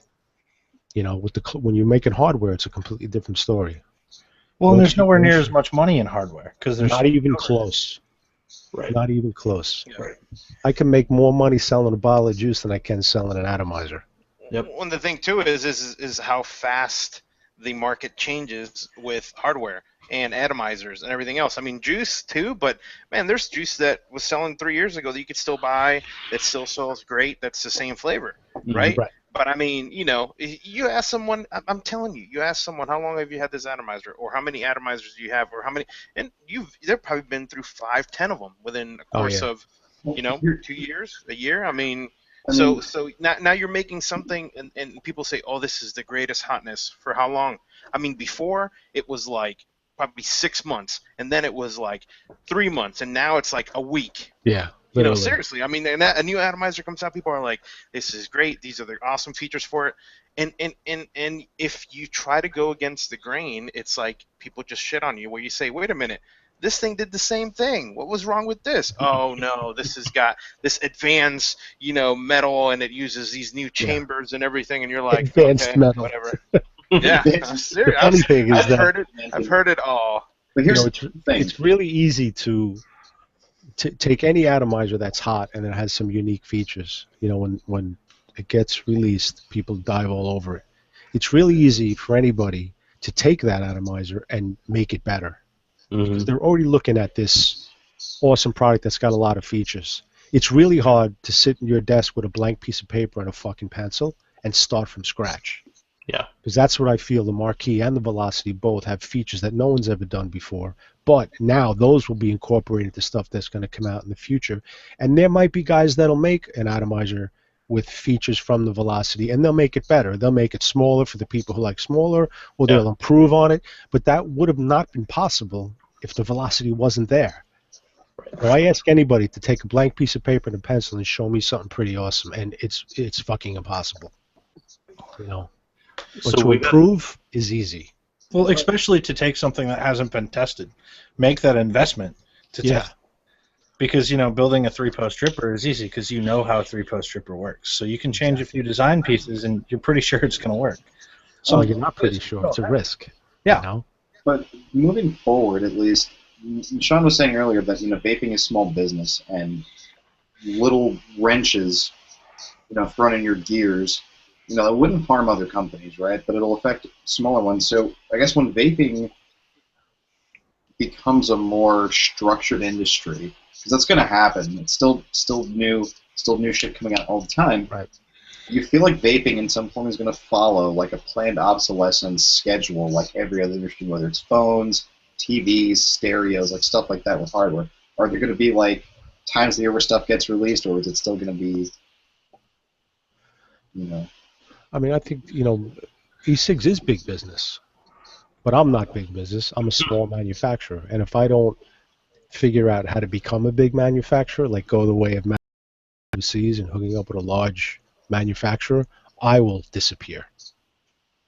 You know what I mean? Because it is big business. I mean, these Chinese vendors, some of the big guns are making millions of dollars a year, tens of millions of dollars a year. So it is big business. Yeah. But I'm a small manufacturer. And because of the fear of clones, I can't invest the kind of money that I would normally invest if the clones were not a factor.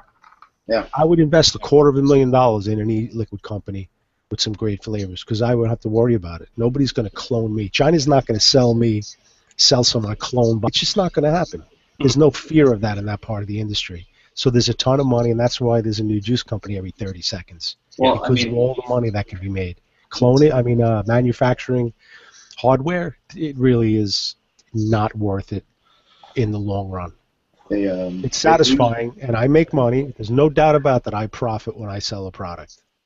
But I enjoy it, and I like when I come up, if I have a great idea or Dino and I cooperate together and come up with something cool, I'm excited to make that and get it to the market, even though the money that I'd like to make on it is not there. It's exciting to get that product to the market and have people enjoy it. I mean, that's satisfying to me. I mean, So part of the getting it to market thing, we've had several people asking where they can buy a Velocity. So we've given them the link, and We're out of stock. currently out of stock. But you've been replacing them. You've been replacing them periodically, right? Dude, you got to use the one. Sorry.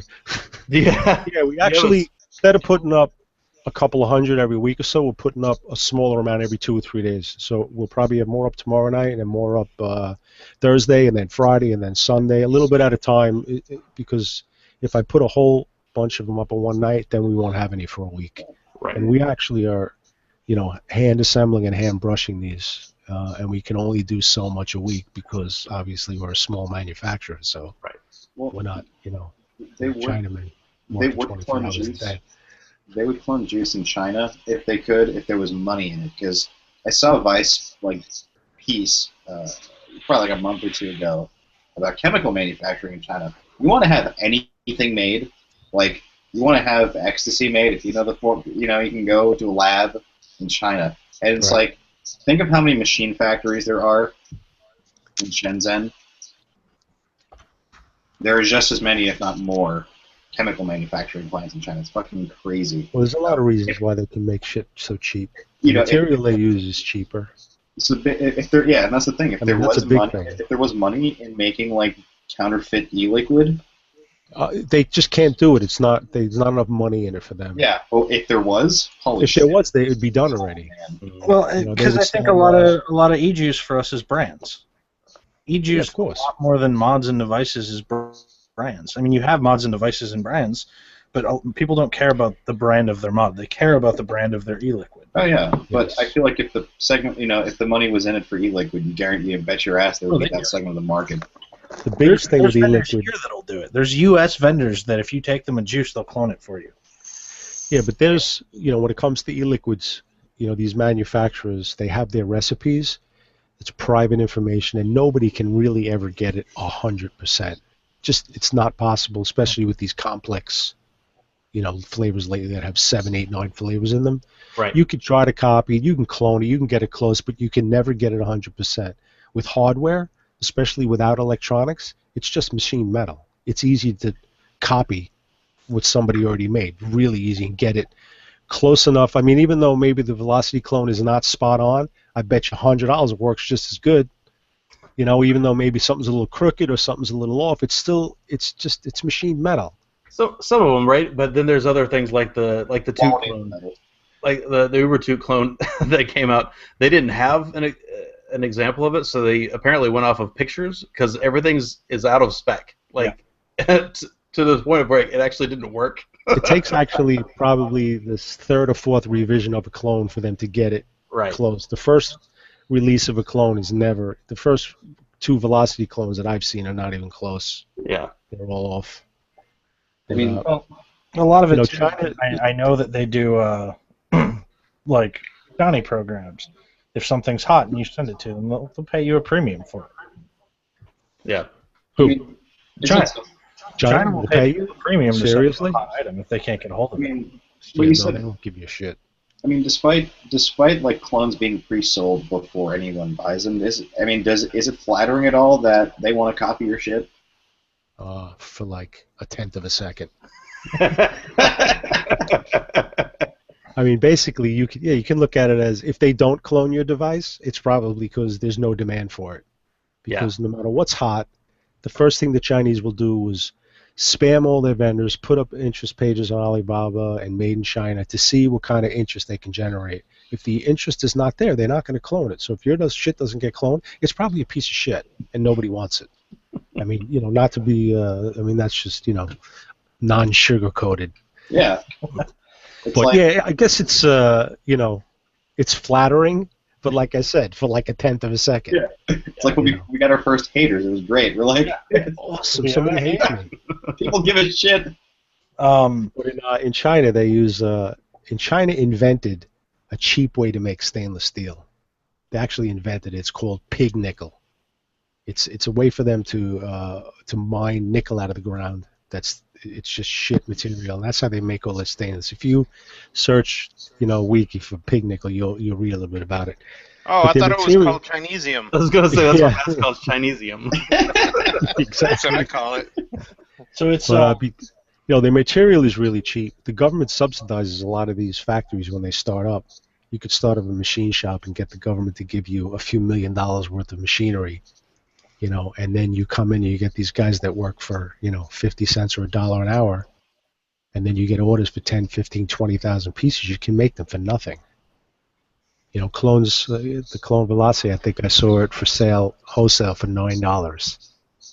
The material that it cost me to make each velocity was probably more than $9. I would assume. They're not making a lot of money. They make, a factory might make 50 cents a piece. The distributor might make another 50 cents a piece. And then it comes to America and they charge $25. So with the velocity being pretty relatively successful so far, any sneak peeks into future projects? No. What's next? No? No. Sounds like we have to send Vapor Dirt by to come say hi. You'll have to contact Tobacco if you want to know what I'm working on. Do you have a card for Tobacco? No, that's fair. changed my name to Cispico. Yeah. We're working on another atomizer right now that if you look at it, the first thing you say is, "What the fuck?" Oh yeah. That's all I'm gonna say. That's what I like to hear. Yeah, it's just completely off the charts, different, and I think we'll see how it works. All right. Is the what the fuck aspect you or Dino in the Addy? Is it what? Said who did the what the fuck part of it come from? You or Dino? I don't know. Probably both of us. I mean, I'm assuming Dino is. Dino would be what the motherfucker. I'm just what the fuck. So. All right. So we talked a bit about that stuff. So we need to talk a little bit about the DNA 200, I think, right? Yeah. Especially since people have told me that they think the velocity was designed for the DNA 200. Yeah, set it straight. Yeah. Sure, it was. Of course. So what are your thoughts and feelings? You've had one for a little while, a lot longer than us, and to a point that you wanted to correct something that we said last week. Oh, about the batteries? Yeah. So. Well, correct way. It's basically when you're looking at lipo packs, which are multiple cells. The DNA 200 is a 3 series pack. You can't look at the mAh anymore. That is irrelevant. You have to look at the energy density. And a 950 mAh 3-cell lipo pack is going to give you better power and outlast any single 18650 in say 3000 mAh. Yeah, but 200 watts, bro. 200 watts. I know that's going to be the response. What about 200 watts? How long is it going to last at 200 watts? How long is anything going to last at 200 watts? Man, if you got three 18650s up in a I don't know, device, man. you My know. breaker's been running strong. Hey, I mean, how long's your mini last at 200 watt? No, just kidding. I mean, if you run this thing at 150, 200 watts, yeah, you know, you might get 2-3 hours out of those batteries, but that's going to be not much different with anything else. Right. Yeah. You know, if you want to carry around a mod that's got 3 18650s in series, that's going to be the size of a fucking brick. Then they'll knock your socks off. Then you'll get 8 hours out of it. That's up to your hand. I was surprised to see that size of battery at 950 mAh. The reason being, you know, like a lot of the batteries that I had seen, they're a little bit bigger, but they were, you know, they're closer to 1300. Right. So, I mean, and this might be something I honestly don't know, and I haven't had anybody ask. Was this a pack that is readily available, or was this something that they had made specific for this device? It's a size that is available. They're looking for a quality manufacturer rather than what's available out there. But you know, there's guys that are going to make mods around this board, and they're going to size them appropriately, and there'll be mods out there with 13, 14, 1500 mAh 3-cell packs for sure. Because the Opus, I think, is 1100 mAh.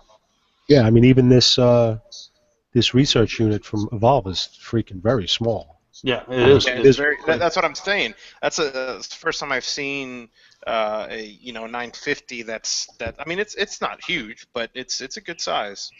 I mean, this thing is probably about as big as it would be if it had a single 18650 in it. It's probably about the right size. Maybe a little taller, and that's it. You're right. Yeah, maybe a little taller because of the board. Yeah. But as far as the thickness and the width, yeah, it's probably about equal to a single 18650 box mod. So if somebody puts a 13 or 1500 mAh battery in there, it's not going to make it that much wider. Still within reason. Yeah. Well, and Mass, you said the same thing for a long time. Like, if you take the Mass Mods Micro, right? That little guy, it's by the numbers, by mAh. That's misleading for how long that little guy lasts. Right. For that to that point, right? Yeah. Depends on the C rating. I mean, again, if you compare energy density between a LiPo pack and a single 18650, this LiPo pack will do you better justice. Yeah. And it helps a lot too, because you're running at that higher voltage. I'm all for running sub at higher voltage, because the input amperage goes way down. And that's that's. I mean, there's not a lot of people. A little bit more efficient. Not a lot of people going to use this thing anywhere near 200 watts, but all that extra headroom is where makes this thing awesome. 200 watts at 9-10 volts. You're having your amp load, if not more than that. It's just smart vaping in a sense. It's a great board. I mean, people just they see the word DNA 200 and they're already freaking out. Oh, who the hell needs it? Well, you could still buy a mod with it and use it at 40 watts, but you'll have all that headroom, all that ramp-up time will be eliminated. Preheat. I mean, there's so many reasons why that 200 watt is useful, other than vaping it at 200 watts. There's so much more. I'm still vaping it at 17 watts, so Really? Did you take out 2 of the cells to do that? You could. And the LiPo packs, they're not. It's a fairly safe chemistry. The fact that built into the DNA board is balance charging, you don't have to worry about anything happening to those cells. I mean, you could take them out and drive a fucking nail through them and make them blow up if you want, but... Sure. Just like you could with a cell phone battery or anything else. Yeah. It's no different than what's in any laptop. They're usually 3 series by 2 parallel packs, and as long as they're balance charged, that's the fear of batteries overcharging, and that it's eliminated with this device. One of the things I wanted to ask you was, how do you feel about mod manufacturers? And I know that this becomes an issue the smaller the mod is. Mod manufacturers allowing a LiPo pack like that to have a plug to be able to unplug the battery from the device if needed. Right. Instead of having it soldered directly onto the board. I think it should be plugged in. I think you think it should not be plugged in? No, I think it should be plugged in. Oh. I don't particularly I wouldn't like this mod if the battery was soldered to the board. Worst case scenario, if I want to take the cover off the back and unplug the battery and put a freshly charged one in, I want to be able to do that. Yeah. So I want I want banana plugs on the positive and negative lead, and then the JST connector is plugging anyway. So Just like Right. DZ does, right? With his old DZ mods, right? Same thing. Everybody freaked out about the fact this is lipo, and yeah, exactly. You pop this lid off or whatever, he's got a little banana plug, pull it right off. this board comes right off the battery. That's it. Yeah. And that's it. Whoops! Now it doesn't work. Okay. Some stress. $100. That's right. Stress testing on Plumes of Hazard. That's what we're all about it. Let me see. Oh wait, it still lights up. And now it says 400 watts. I mean, I like. Hey, I did something like that once. You did. I mean, I like any device or any atomizer mod. I like multifunction, modular, removable, replaceable. You know, the more that your device does that, the wider audience you're going to appeal to. Right. You know, nobody's going to sell a DNA I think board with especially. a built-in 200 mAh battery that you have to charge every 30 seconds. It's a waste of time. Yeah, well, and that's the thing too is their batteries, they're going to wear out. I don't care what you have. There's only so many cycles that these batteries are going to run through, and you want people to be able to buy a separate battery pack to be able to replace that, right? You don't want someone with a 2.5-year-old, 18650 or LiPo pack that, now they're complaining because the mod only lasts, 5 minutes when they bought it, it lasted a whole day. And that's what I tell people, and I'll say it every show if I have to. Don't leave your shit in your hot car, especially if you live in a hot climate. You want your run time to get short. That's the best way to do it, is to have that shit heating up to whoever knows how hot it's getting in the cars nowadays. So I left mine in my car the other day, and I went to take it out. I couldn't even touch it. Yeah. It was right in the direct sunlight. Yeah, it gets hot. So I think as we wind down, I think I have a really good wrap-up question. Because you've been around for 6 years, and because you've kind of been on this streak of innovation over that time, and you've seen the industry change, and you've resisted that change a little bit and accepted it. And so where do you see all this going? Where do you see us moving to? Hell. Correct. I don't really know, man. I mean, everything is really up for question. The Chinese is dominating the hardware market. They always will, because nobody can compete with that. I'm sure. I don't know what's happening with the DEMA regulations. I don't know if we're going to be restricted out of existence or regulated out of existence. I'm sure at the size that my company is, there's no interest in anything, so I'll just go away at some point. I'll just go back to what I still do anyway, because believe it or not, this thing is still part-time for me. Because the risk was always there. I could not, put all my eggs in this e-cig basket, because even 5 years ago, it was risky.